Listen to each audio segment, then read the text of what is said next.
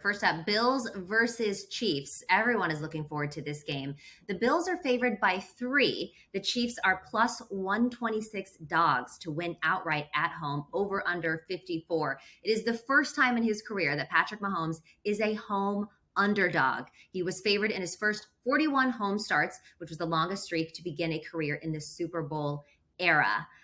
Do you think that this line is correct? Should the Bills rightfully be favored against Patrick Mahomes, who has never been an underdog at home before?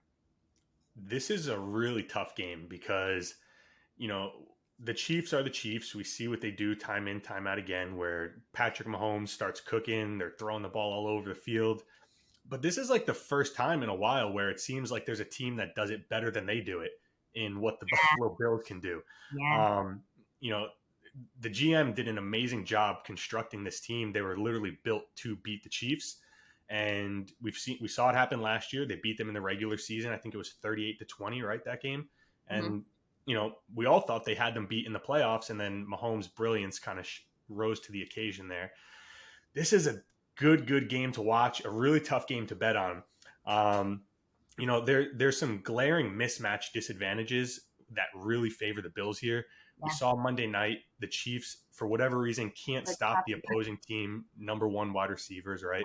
So what are they going to do with Diggs? Wide receiver, but also Josh Jacobs. He ran all over them, and the Chiefs supposedly had the number one rushing defense.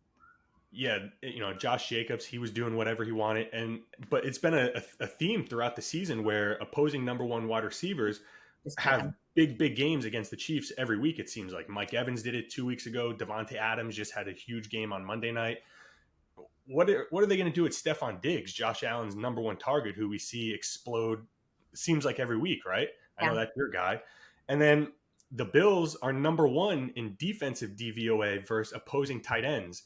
We saw when they went up against the Ravens, Mark Andrews, Lamar Jackson's number one target, only 2 catches for 15 yards. So you take away Travis Kelce from this Chiefs offense. I know Marquez Valdez-Scantling had a big game Monday, but Travis Kelce had the 4 touchdowns. You take him away from Mahomes. Yeah. What is that Chiefs offense going to do with no Cheetah now? So there's a lot of questions and mismatches that really favor the Bills here. And then you look, Mahomes, you said it, has never been a home underdog in his whole career. I know he's 7-0-1 against the spread as an underdog, but he's never been a home dog. Yep. And it's still early, but I'm seeing over 70-80% of the handle on the Chiefs. So you're giving me a unpopular favorite in the Bills, who look like the best team in the league right now. I kind of like the Bills here. I like the Bills too, and that's so interesting that you're saying 8. I know it's still early, but that 80% is on the Chiefs, yet the line hasn't really moved at all. That's interesting for me as well, and I agree with you. I think that on paper and what we've seen so far this season, the Bills are the better team, and there are a lot of mismatches there. And you're right. I mean, Devontae Adams absolutely cooked them, and they've been getting cooked by, wide receiver ones, the first one for pretty much all season. But the running game is what really I found so interesting, because the Chiefs supposedly had the best defense against the run, although maybe they had some questionable opponents. And Josh Jacobs just absolutely had his way. And you look at someone like Josh Allen, who can run and has a big body, they're going to have so many problems. But to your point, interested to see it. Not sure which way I'm going to lean yet, but I do think that the books got it right in putting the Bills as the favorite.